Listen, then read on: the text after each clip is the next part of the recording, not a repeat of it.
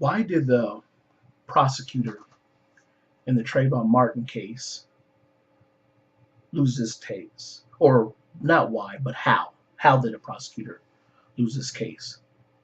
Let me explain something exactly how prosecuting or how the judicial system works in this country. A prosecutor is required to prove beyond a reasonable doubt that a person has committed the crime in which they have been accused. Now that sounds like a pretty straightforward process, reasonable doubt, but people don't understand exactly how complex finding someone guilty beyond a reasonable doubt is. And to tell you exactly how complex it is, it's not done very often if you think about it. Do people realize that over 90% of criminal cases never go to trial? They just never go to trial.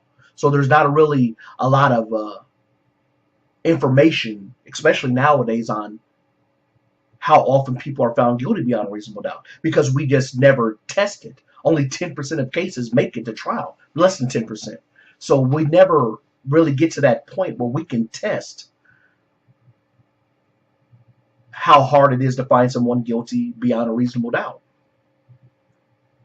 But the thing with the Trayvon Martin case is not only, or I should say, the George Zimmerman case with respect to Trayvon Martin, but the thing about the case is that even a prosecutor is not only required to find you guilty beyond a reasonable doubt, they have to present a theory on what you did.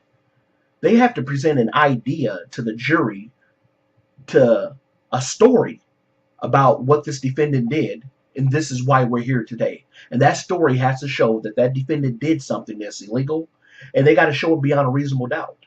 The problem with the George Zimmerman case is that the prosecutor never presented a theory of what they think happened.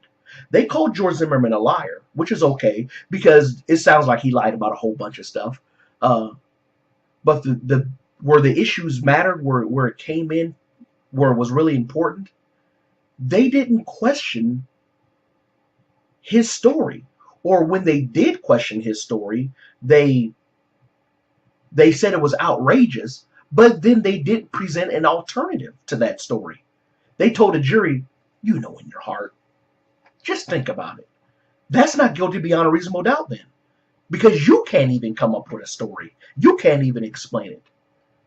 The classic case is, in this particular, in Zimmerman's case, the classic example is with respect to the gun being drawn at the last minute to shoot Trayvon.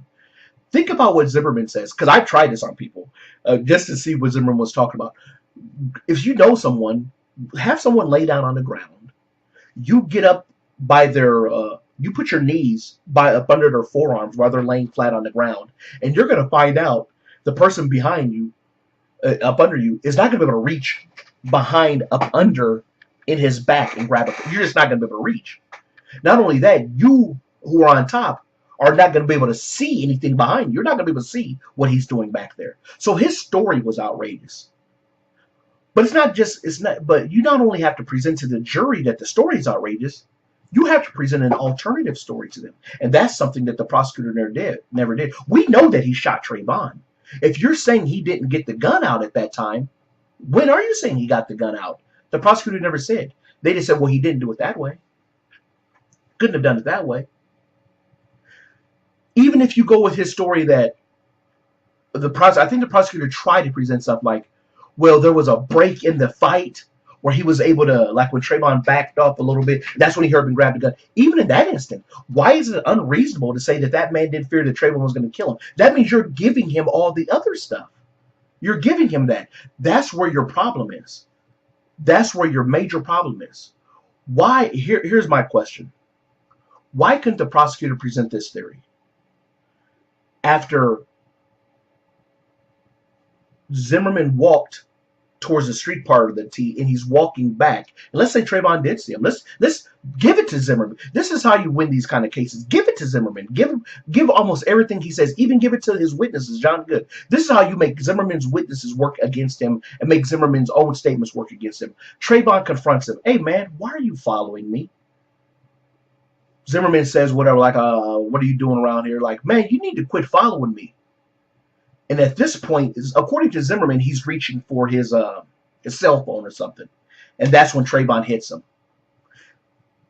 Why is it unreasonable for the Trayvon to believe that that man's reaching? He doesn't know he's reaching for a cell phone. How do you know he's not reaching for a knife? Remember, he's already knows this creepy guy's been following him. Now he's reaching. Why isn't it unreasonable for Trayvon to think this man is reaching for a knife? We know he had a gun, or let's say he's reaching for a gun. What the prosecutor should have presented, and this makes a lot more sense, George Zimmerman pulls the gun, because even the police officer, I forget his name, Sereno, I think I may get it wrong, Sereno. I think he even asked Zimmerman, you went around the corner in the dark and you didn't have your hand on your weapon or have your weapon drawn? He found that incredulous because it just didn't make sense. You're scared. You think this boy's going to do something to you. You don't know who he is. You think he's a burglar or something. And you're telling me you went around a dark corner with no lighting and you didn't even have your hand on your weapon or have your weapon drawn? He asked him that question, but the prosecutor didn't focus in on it. It makes perfect sense for Zimmerman to have his gun out already when he goes around that dark corner. Because remember, he lost track of Trayvon. He has no clue where this guy is. Let's give Zimmerman the benefit of the doubt. Let's say that he thinks that this guy is actually a burglar or a thief or something to that effect, that he took off running and he's giving him chase. Why wouldn't he have his gun out when he goes around that dark corner? That makes perfect sense that he would have that gun out.